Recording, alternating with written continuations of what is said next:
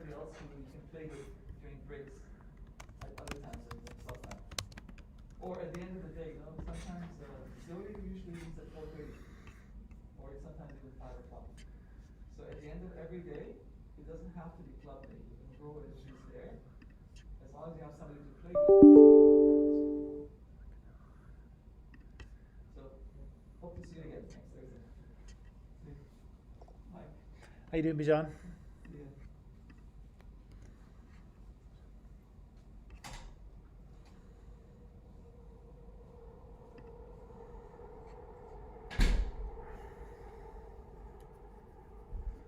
Andre, Ben, Daniel, Jim.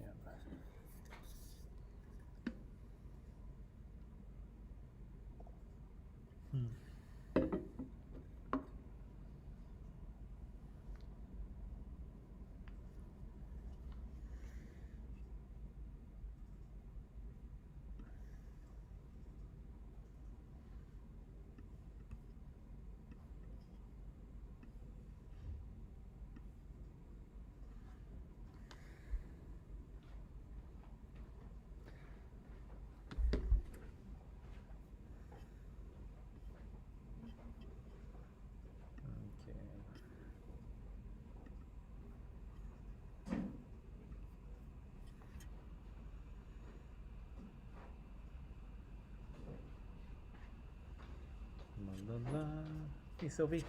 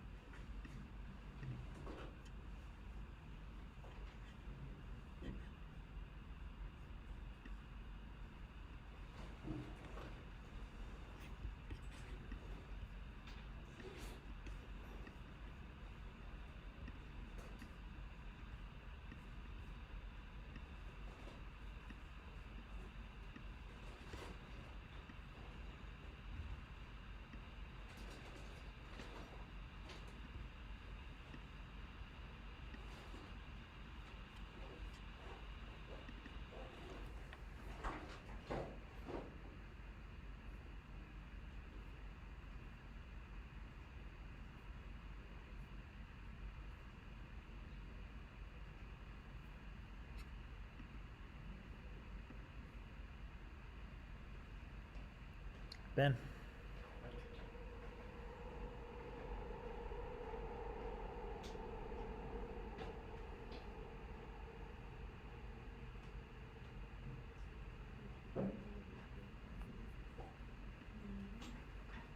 Andre, Mahmoud. Good. Hello.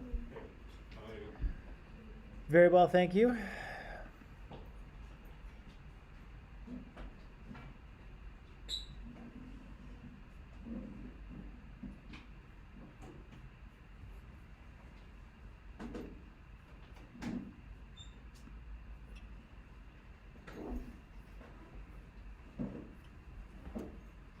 Oh, yikes. Okay, here we go.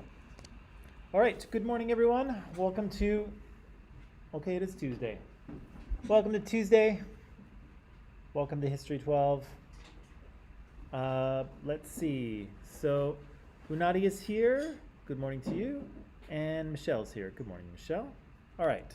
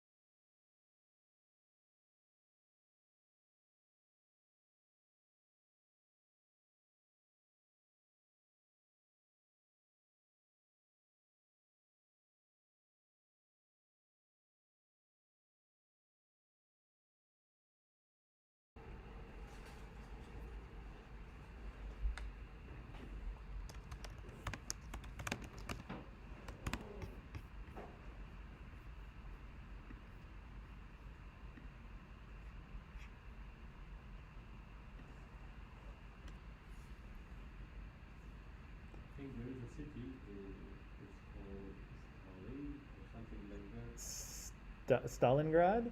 Yeah, I think that city, the Soviet stopped the Nazi, Yep. and then they started to lose a lot slowly. Right.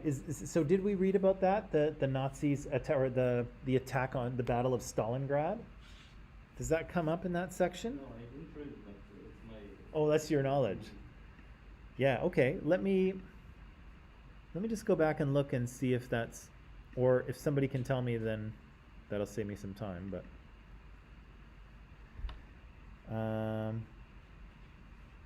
okay, there's the Balkan campaign, Leningrad, the USSR.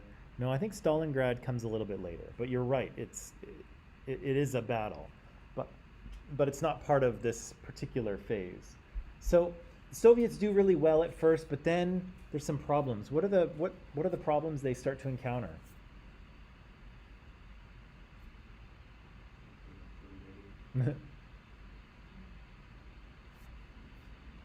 What are some of the problems that the Nazis start to encounter in Russia?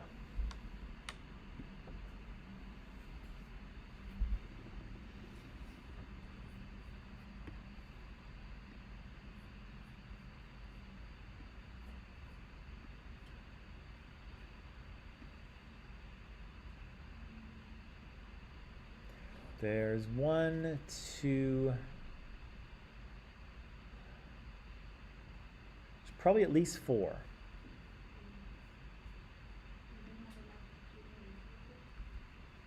Okay, two.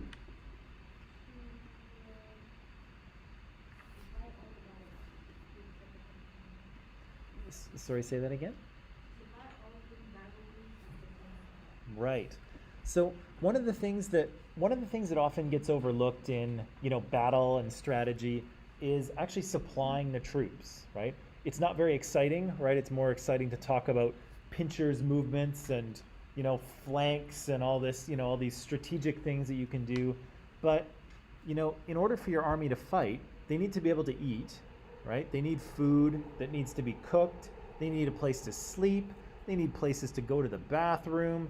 They need places to bathe, maybe, hopefully.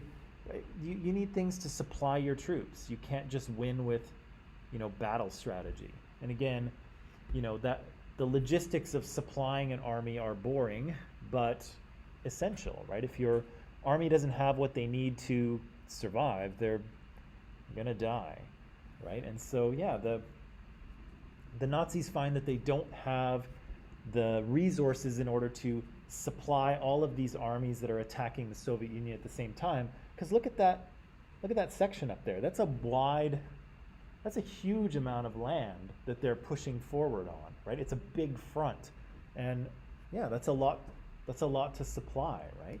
So that. Stupid also, because imagine this, someone's attacking you at home and you have your own weapons and your other one. I think that's why they use the law, because it's their place. Yeah, if this was a football match, the Russians would have home field advantage, right? Yeah, so the Nazis kind of take the fight to the Soviet Union, which has worked pretty well for the Nazis so far, but here it's not working, right? And well, initially it works really well, but then they struggle. So they have trouble supplying their troops. What else? What other issues do they have? Maybe they didn't have any weapons. I mean, not really, but in general, they didn't have any planes anymore. The motivation from the army was also bad because they start to lose again the people. Ye- Maybe tired. Yeah. They were sleeping. Well, The mood was too bad. that's right. So the supply isn't good. Morale goes down. What about their kind of technology and how does their technology impact or have an impact on this? What do they say?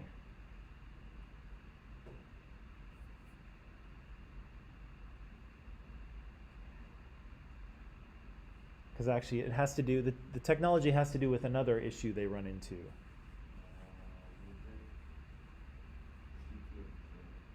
Was it what?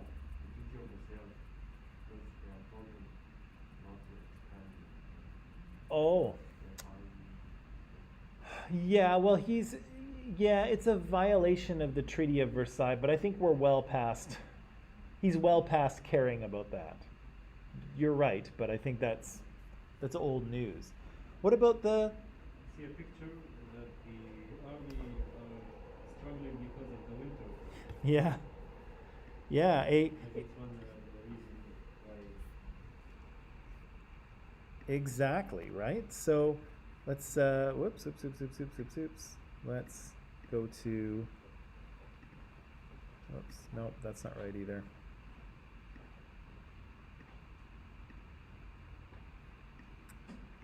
Man, technical difficulties. That's what I want. Yeah, so have a look. Yeah, like look at this. That looks miserable, right? Look at the weather in that place. It's freezing, right? It's Russia in the winter, right? Russia in the winter is no joke, right? It is cold and snowy. And are the Nazis prepared for winter warfare? Not so much, right? They find their equipment doesn't really work very well, right? Their guns jam and freeze. Initially, the soldiers don't even have any warm clothes, right? What do they say in the textbook? They're stuffing paper into their jackets to keep warm, right? Ridiculous. Can you win a war like this when your soldiers are just trying to keep from freezing to death with paper in their coats? No, right? So again, they haven't really accounted for the weather, right? And so it's cold, it's snowy.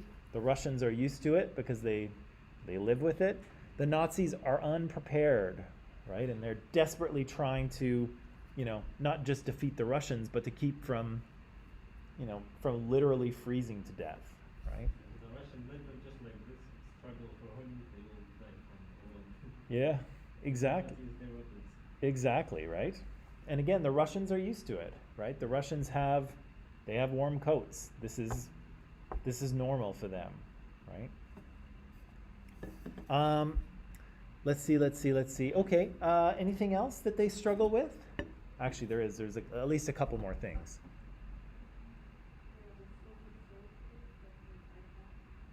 The Soviet soldiers do what? Oh. Right. So that's an issue. So if we go back here, the Nazis advanced so fast that they actually moved past some of the Soviet soldiers, right? So now they're kind of fighting Soviet soldiers at the front line, but they've also got 500,000 Soviets behind them that they kind of forgot to defeat on the way in, right? Is that a good idea? No, right? You don't want to be fighting a war on two fronts, right? You don't want the enemy behind you and in front of you. Too dangerous, right? But again, they go too far, too fast, and now they've got soldiers on both sides. Bad news. Anything else?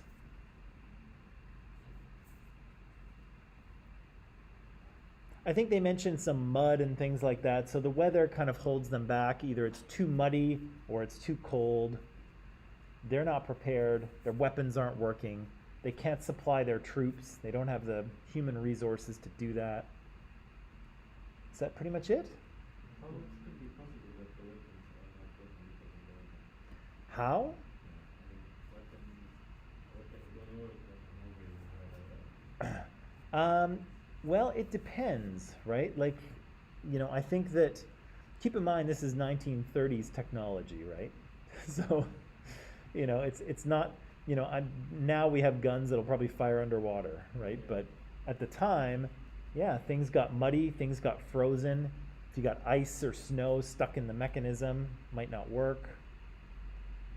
Again, they don't have Gore-Tex or anything like that, right? So, yeah, their technology is going to hold them back, especially because it's not developed for cold weather. It's not developed for snow. And you're right, you know, the Russians have a much easier time because they can just kind of sit back and stay warm while the Nazis try not to freeze to death. Let me see. Okay, so what happens? So the Nazis try to take Moscow, right? They're going to try to grab Moscow and force them to surrender. Are they able to do that? No? What happens? So close, but so far.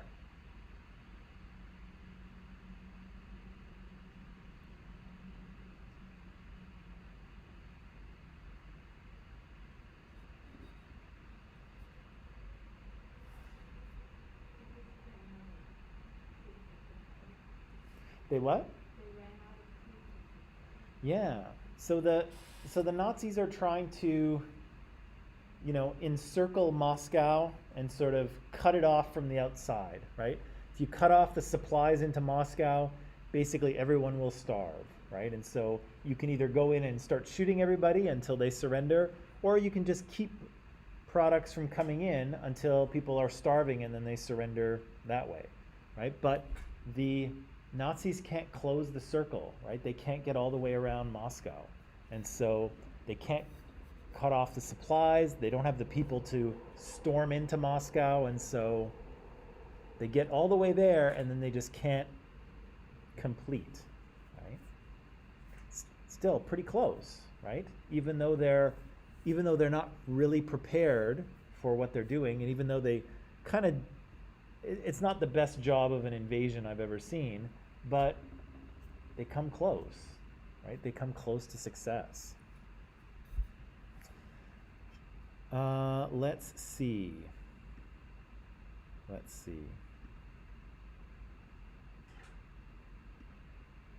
Yeah, so let me just make sure we've got this. Yeah, so they go too far, too fast. Oh, that's the one we missed. So they have strategy meetings in September, right? So this is kind of good fighting weather, right? It's nice. September is usually nice and warm and reasonably dry, but the Nazis kind of waste this month, you know, in meetings planning. And then by the time they get back to fighting, the weather has turned, right? And it's going to make it more challenging for them. Okay, let's do some primary source work. Let's talk about this guy here, okay? So, what do you know about this guy? Beyond what is up here already. Winston Churchill.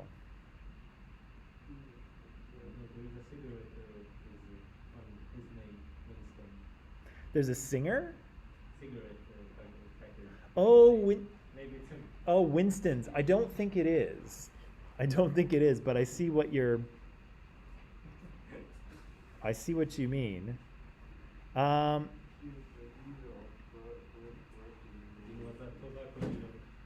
Yeah, so he's Prime Minister of Great Britain in. What did you call him? Oh yeah, no, he's definitely not that guy. Although I think he did like his tobacco, but yeah. So he's Prime Minister. He's going to Churchill. This is interesting. Regarded as the best Prime Minister we've ever had. Yeah, he does have that reputation, right? He replaces Neville Chamberlain, right? And Neville came before. Neville was the one who negotiated that peace treaty with Hitler. Remember when he took the Sudetenland, the part of Czechoslovakia? And then they negotiated a peace treaty, and Neville Chamberlain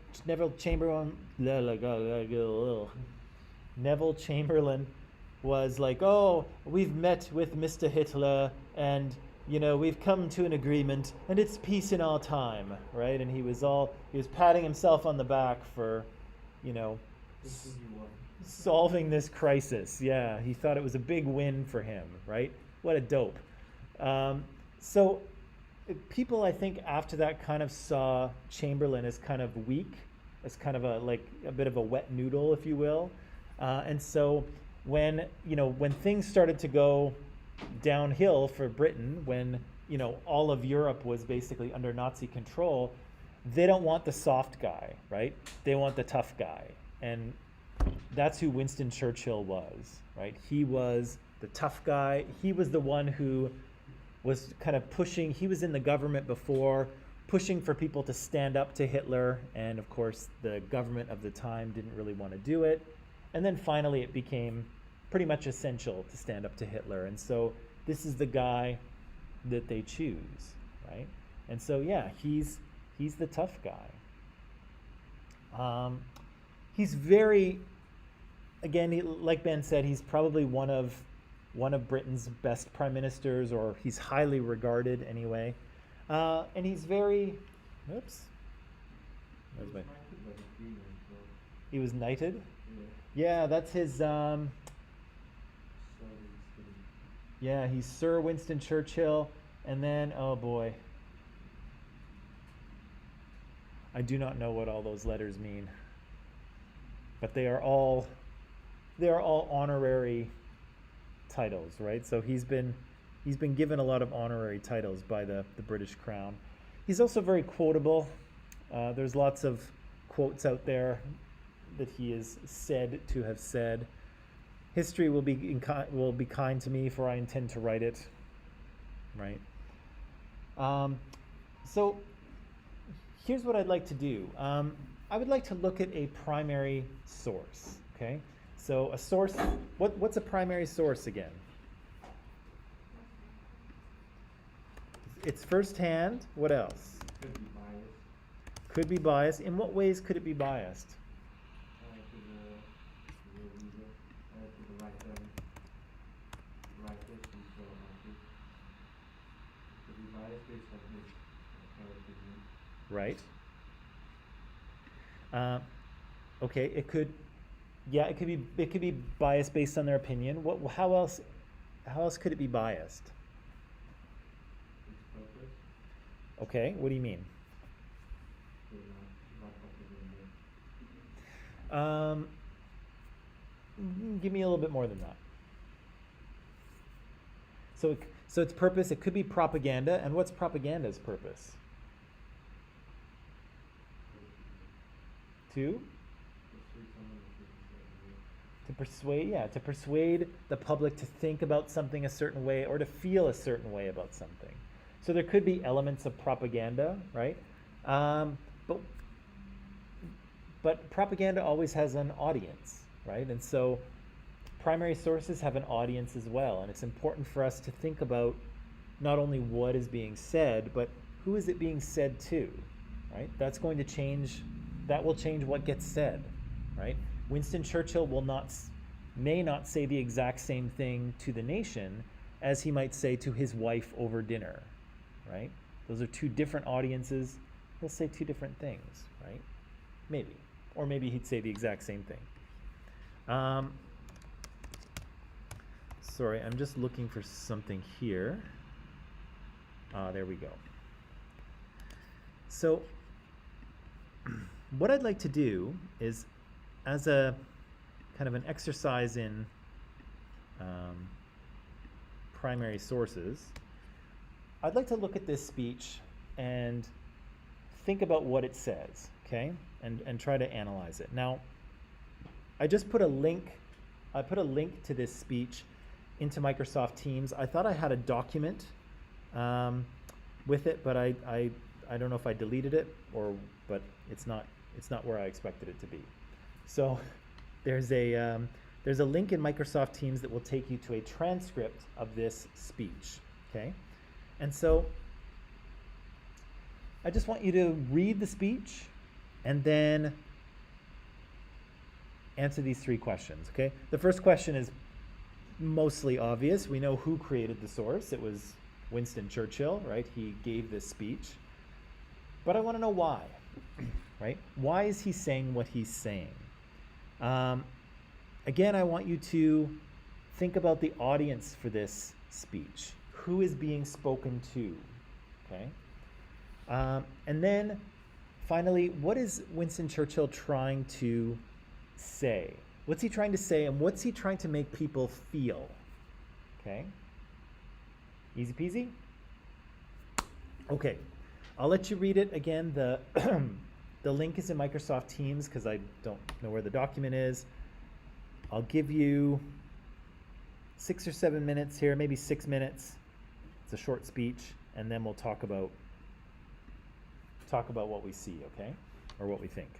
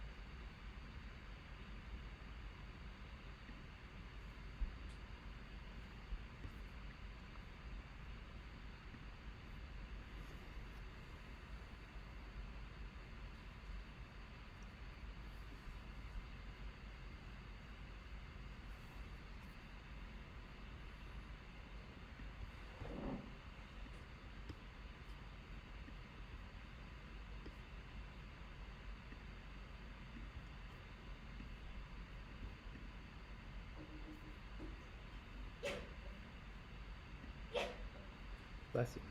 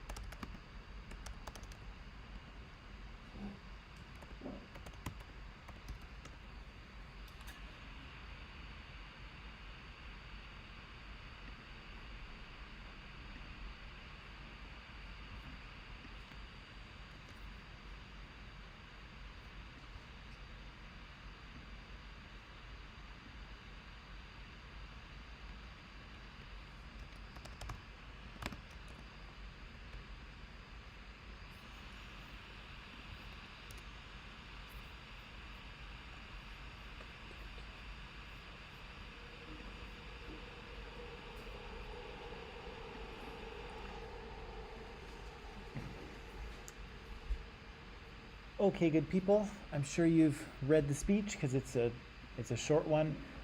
Let's take a little break. When we come back, we'll actually listen to the speech because fortunately we have an audio recording and answer a few of these questions, okay? So take 10, come back, and we'll talk about this.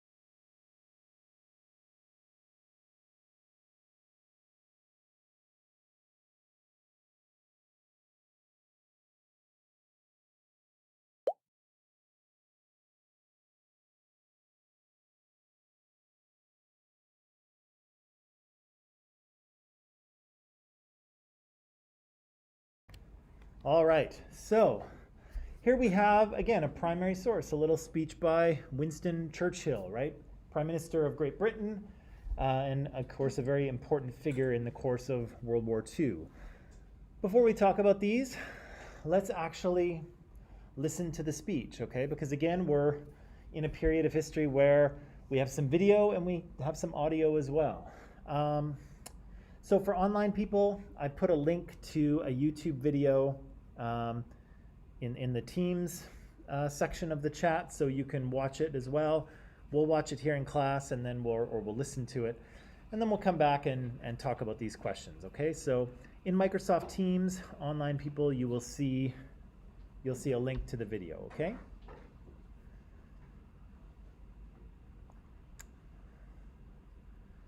Shoot. A little.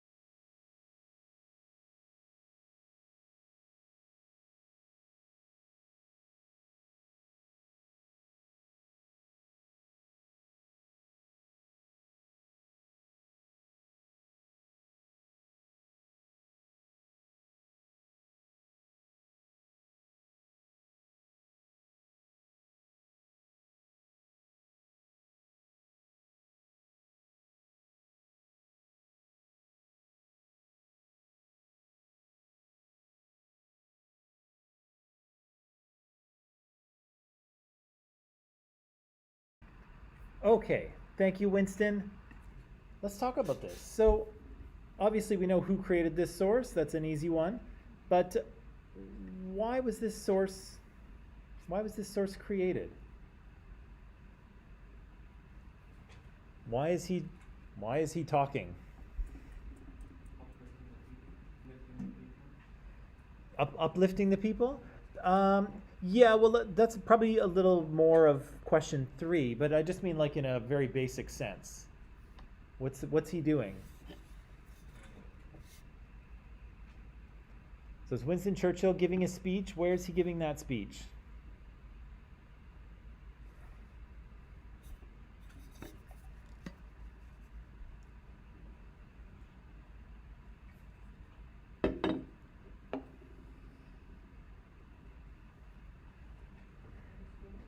Where? Yeah, at a school, right? At Harrow School. So this is a school for, I think, probably young men. I think it's probably sort of a boys' school, I'm guessing. Might even be a boarding school, a boys' boarding school, but I'm not sure. So he's giving this speech to a school. Now,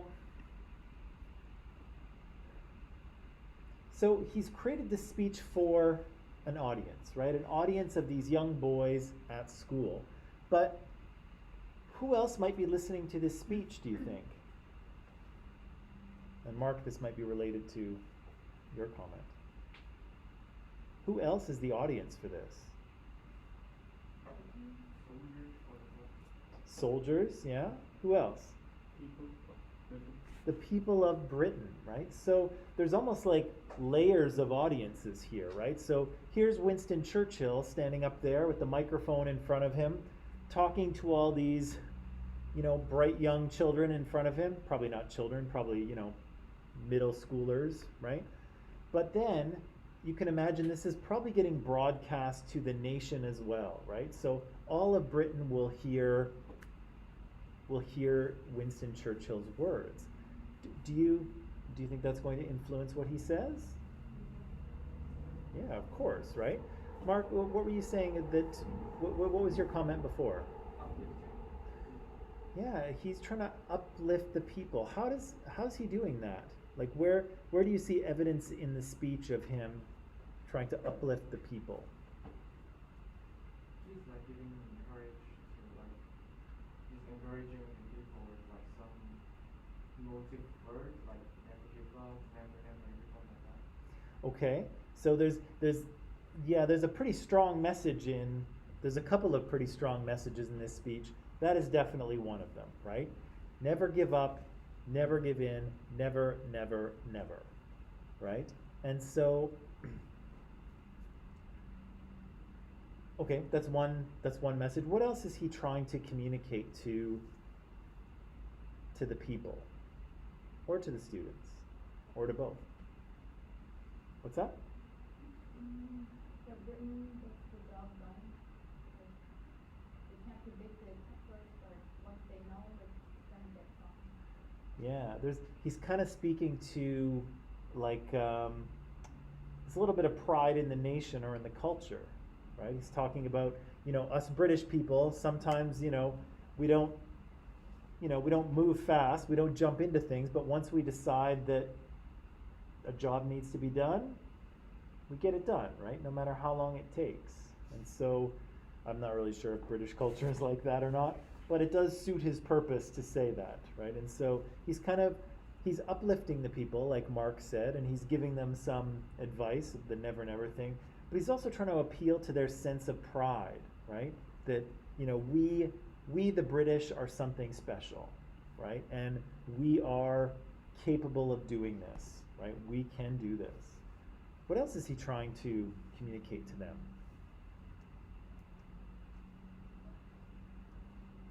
Or what is he trying to get them to think, or what is he trying to make them feel? Never give up. Yes. Make them stronger, because keep calm and carry on. They were like hurting the whole time. Yeah. And now the speech is like more motivation for them.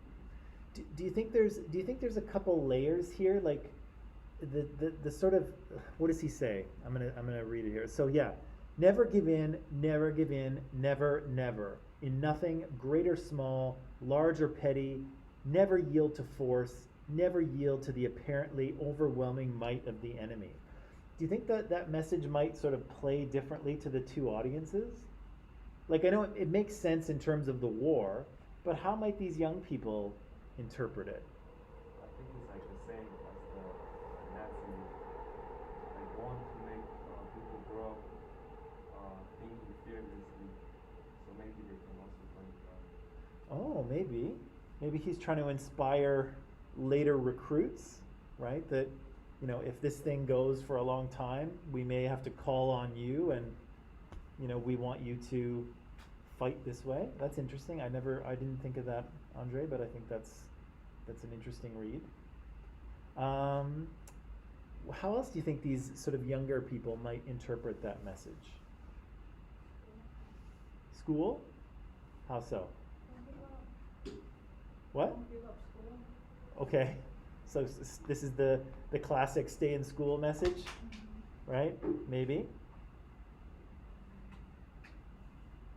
Is there another way in which we could, another context in which we could think about this?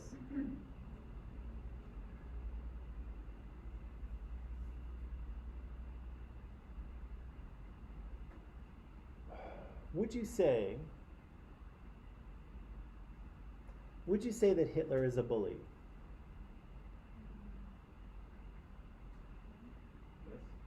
Yeah, I think we could see him that way, right?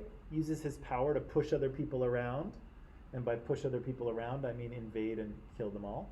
But yeah, he's kind of a bully, right? And these students might experience bullying in school as well, right? And so maybe they can see a parallel between that idea, right? The idea of, yes, we're not going to give in to force, we're not going to give in to being attacked by the Nazis, but also, you know, if you're dealing with a bully or someone who's pushing you around in school, you can be brave too, right? Never give in, never give up.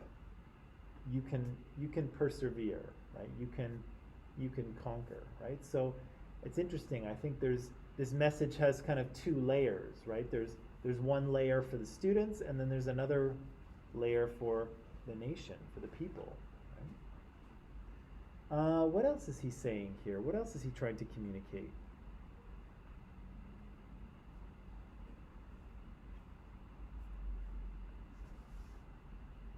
I think there's maybe two more things at least.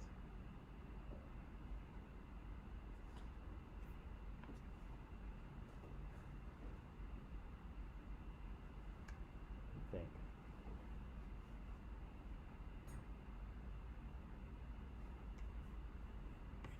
There's where is it now? Yeah, maybe like the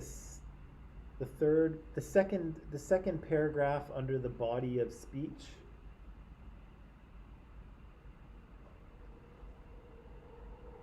He's saying, yeah, why when I was here last time we were quite alone, desperately alone, and we had been so for 5 or 6 months, and we were poorly armed, but we are not poorly armed today, right? And at this point, nor are they alone, because who has joined the war?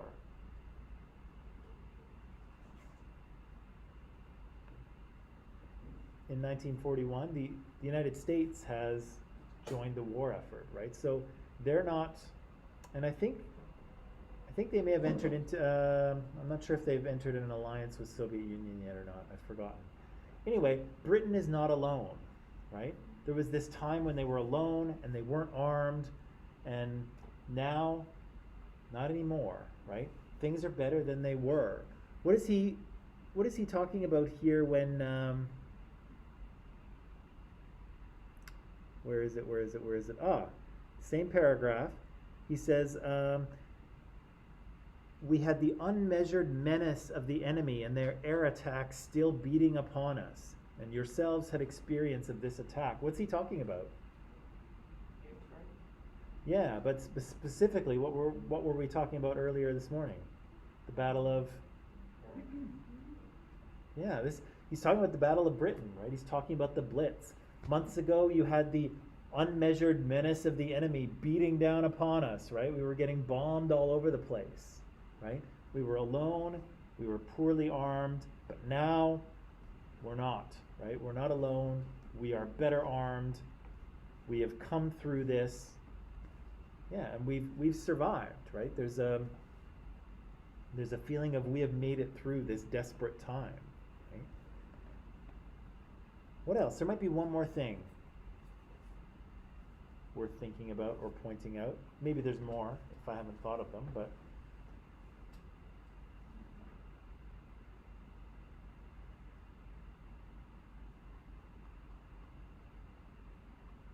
it's kind of at the end. It's right at the end of the speech. It kind of closes with this idea.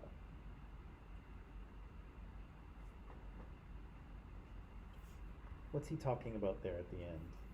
The song, wanted to change the lyric of darker days to sterner days. Right.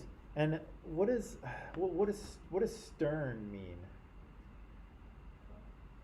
Tough? Maybe somebody Google it for me and let me know. What does it mean?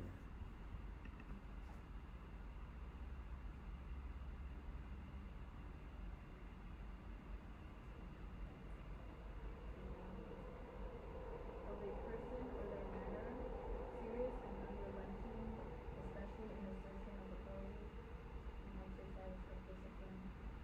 Okay. So kind of like serious, disciplined, like serious days, right? So he's trying to, so this school has a song. Should we have a Columbia College song? Does anyone come from a school that has a song? Or is that like an old British boarding school thing? Did it have a song? What was it like? You don't remember? We didn't sing it, we just had a song. You just had it? You didn't sing it? I don't know. Maybe we need a Columbia College song. No? We don't need one? What if it was like super like, what if it's like super hip? What if we got like Drake to write it for us? Would that be okay?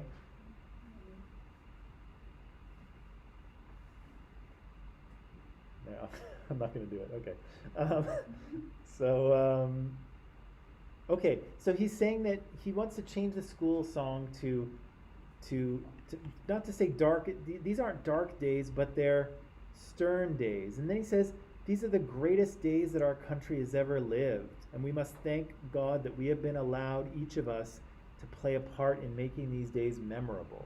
What's he saying?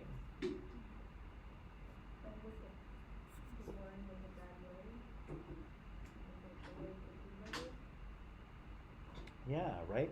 This isn't a bad time. This is a time of opportunity, right? These are important and serious things that are happening, but we shouldn't get down about them, right? We shouldn't say, oh, this is dark and horrible. And think about it. In any movie or television show or book that you can name, if there's a hero, bad things need to happen, right? If you have, Captain America and there's no challenges for him, he's basically just going for jogs and, pumping weights every day and he's not doing anything, right? Something bad has to happen to give him the opportunity to be a hero, right? And that's what Churchill is saying, that we should be thankful because, these kind of stern days, right, these serious events mean that we all have the opportunity to be heroic, right? We all have the ability to do great things. And you can't do those things in the absence of any sort of challenge, right? In the absence of any sort of, thing that's threatening you.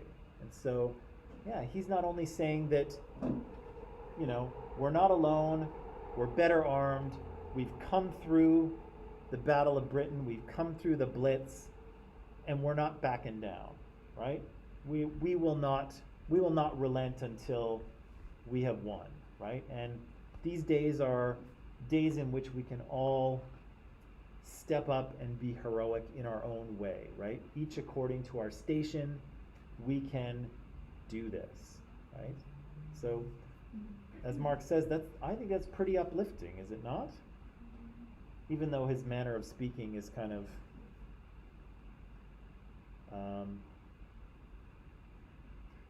such a contrast to how Hitler speaks, right? Hitler did a better job. What's that? Hitler did a better job. Hitler's a very stirring speaker, right? He's like, rah, rah, rah, right? He's like, you remember in the footage that we saw in his documentary, that guy was standing like 10 feet from the microphone, right? And he's still yelling and screaming at the microphone, and it's picking it up, right? And here's Winston Churchill, and yes, that they were darker days. He almost sounds a little bit sleepy, right? So two really different styles of speaking, right? But both of them are trying to appeal to their country, right? And to get the country to feel what they want them to feel. Now, you have no way of knowing this, but do you think this is how he actually felt? Do you think he felt optimistic about the state of the war at that period, or do you think he was still worried? Huh? Still worry about the war. Sure. It's like either when like U.S. joined the army, joined the allies, Mm-hmm. Hitler still had a pretty strong empire in that time, and like there's some advanced weapons and technologies were like invented in Germany, Yeah. and then so yeah. Yeah, the war is not going to be over here for another 3 years or so, right? And so, Hitler still has conquered all of Europe, and even though Britain has managed to survive and not to surrender, and they have an ally now, which is nice, but their victory is not certain, right? And so, this war still has a long way to go for Winston Churchill, and so, yeah, and he seems to know that, I think, right? Because he says, we have to be equally good at what is short and sharp as what is long, right? And so he's kind of preparing people for the fact that this is going to be a long process, right? It's going to be a long fight, and we have to learn to stick to it and persevere, and if we do, we can win. But yeah, he's kind of saying to them that this is not going to be over next month, right? It's going to be a long fight. And yeah, I think you're right, Mark, is that Hitler was still quite strong at this point. And the turning point for the Allies won't come for really quite some time. Right? And yeah, so I don't know. I think what do you think of this speech? Do you think it worked? Do you think the British people felt uplifted by these words? Do you feel uplifted by these words? If you had just finished being bombed by the Nazis, would this do it for you, or not so much? Mark? Because like it's basically just talking. You don't have any like proof that I actually have some advantage during the war. Right. So there's no real strong evidence, right? He's not really being that specific. He's saying is he saying they're better armed? Or he's just saying we're not poorly armed anymore. Whatever that means. We're not alone anymore. What does that mean? Right? So, yeah, he's not being terribly specific here. He's being a little bit general. What do you think? Is this an uplifting speech? Is this inspirational in any way? Kind of? What kind of resonates in this speech for you, Sophie? I think really resonates with a couple of things. It reassures the people. Yeah. Do you think the people would believe him? Not for me, because like I didn't see any like practical one of the battle. So, he's definitely not talking strategy with them, right? He's not saying, well, at this recent battle we did this and we, you know, secured this territory, and he's not really, he's not really giving any detail. And so, maybe that's not as comforting, right? Because the words are kind of generalities, right? I don't know, Andre, what do you think? yeah, it sounds kind of someone's just someone's telling you not to sleep. What did you think he said? Not to feel. Oh, not to feel. Okay. Well, that's a very British thing too. But not to fear. Yeah, but is it effective? Do you think, Andre? At that time, because maybe they didn't know what to do, and they was young enough. I'm curious about that. You said at that time maybe. Why would this speech be more effective then than maybe now? Now we have people develop different mentalities. We have a what? Different ways of thinking, Okay. different mentalities, Yeah. and like, Academically. and it's harder now. It's harder. It's way harder. It's harder to inspire people. Why? Unless you do what they like. If you made a TikTok saying it, maybe people would use it. I bet Winston would have made a TikTok if that was around. Could you take this speech and make a few edits, and could you make it a speech about COVID? Right?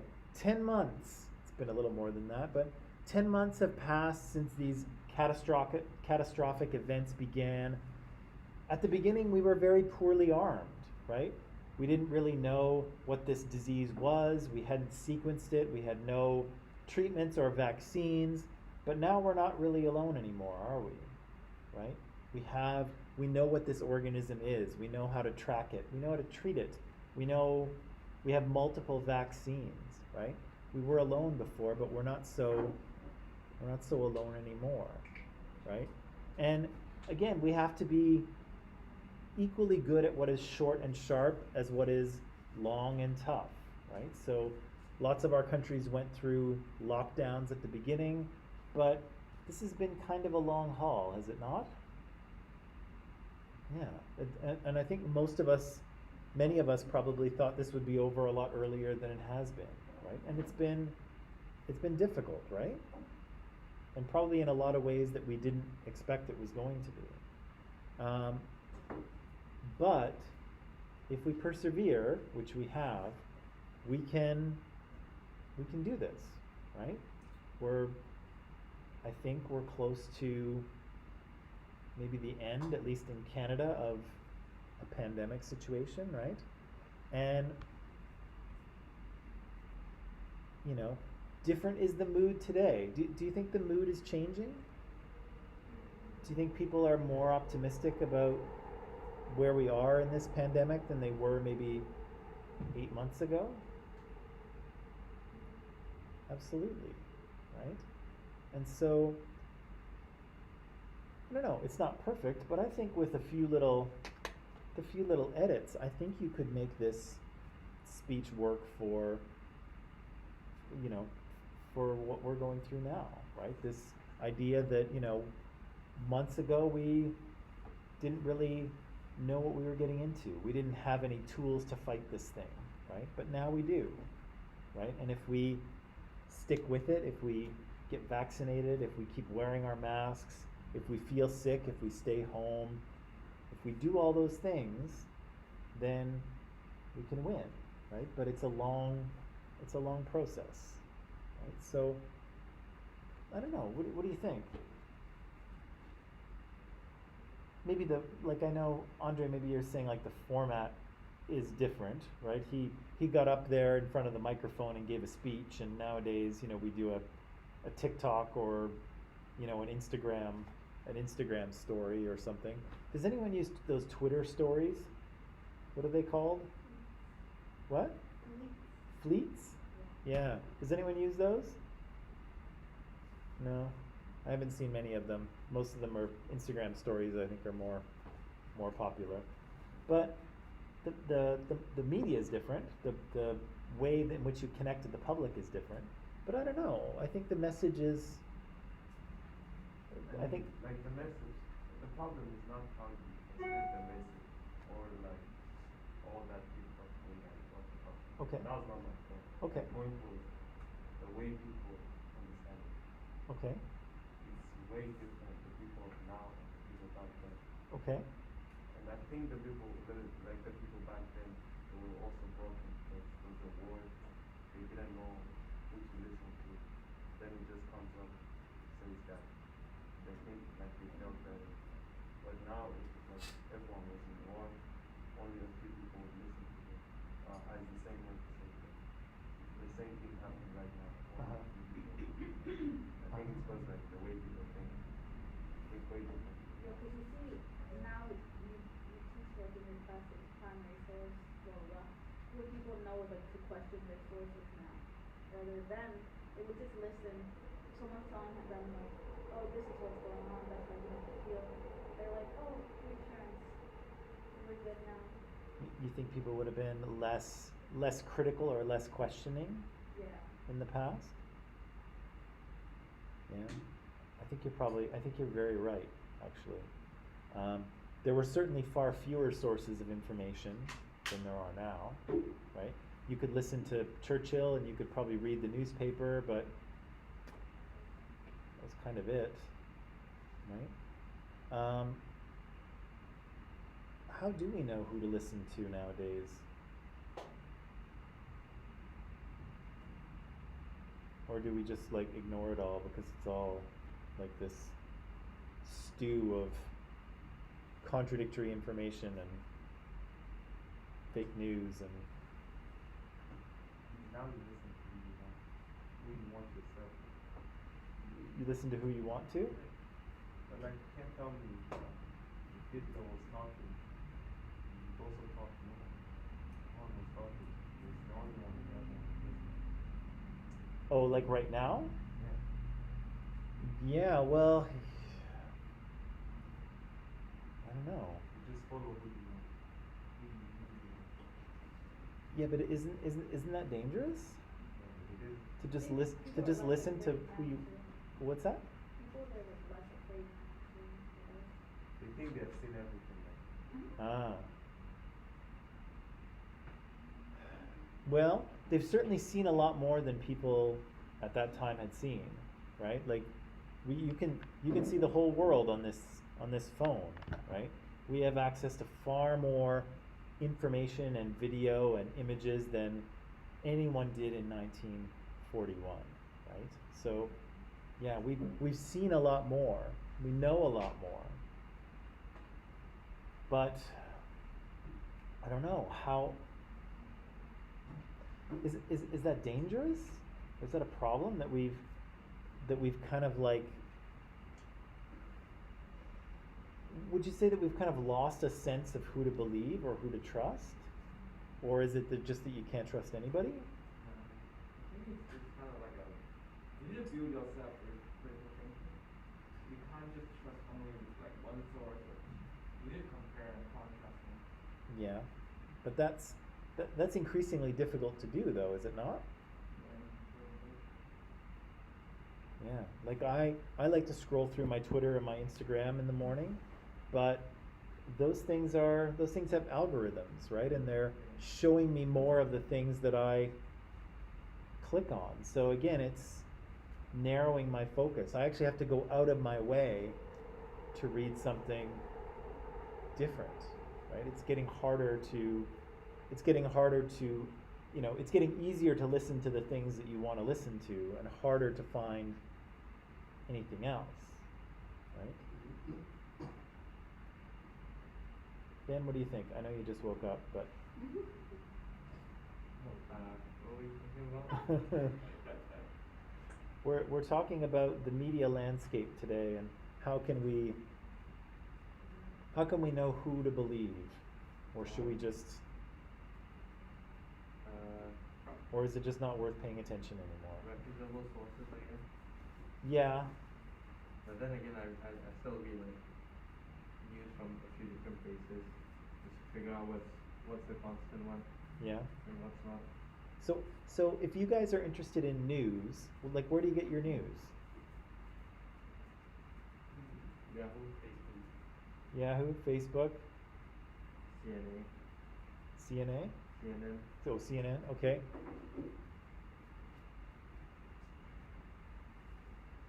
and Elon Musk. And Elon Musk, because he knows everything. TV.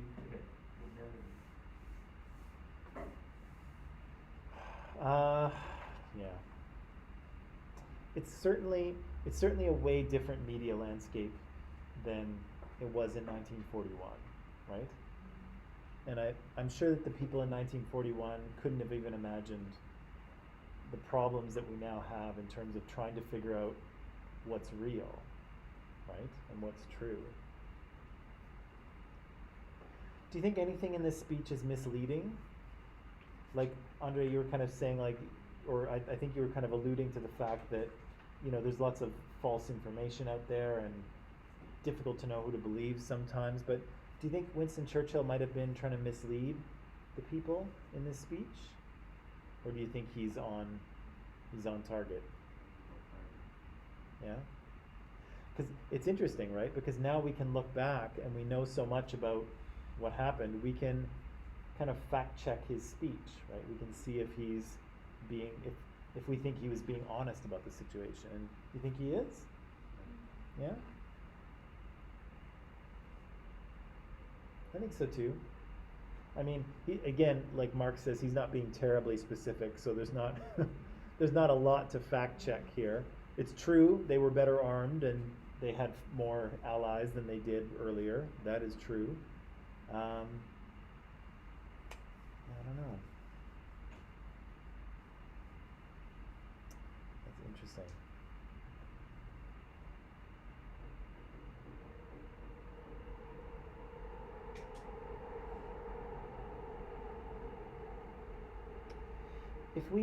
If we did an exercise on sort of figuring out what credible sources were, would that be helpful to you, do you think? Or do you kind of feel like you know how to do that already? Or what do you think? Like if I asked you to find information, do you think you could find good quality information, or would you struggle with that?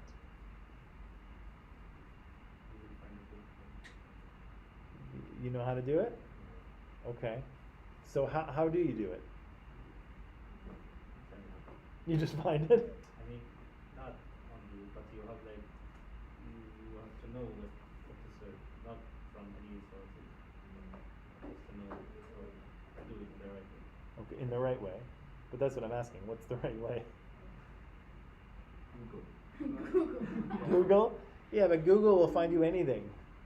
Usually like the famous like org or whatever. Okay. Or .org and EDU. .com. Right. Google Scholar. Google Scholar. Okay. So you've got Google Scholar. You've got you know some reputable media sites, right? CNN, Forbes, BBC, Al Jazeera. What's that?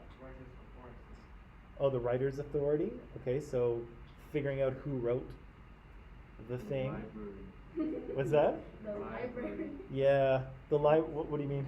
Like the library. You Yeah. go to the library. Oh, like go to the library. Yeah, like, people are increasingly not going to do that anymore. But yeah, going to the library is a good way to do it. Although it's much easier just to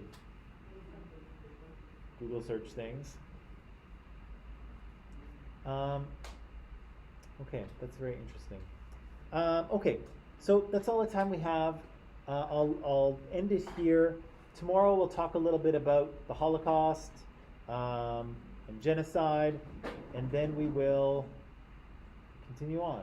But until then, that is all. Have a nice afternoon, and I will see you on tomorrow, Wednesday.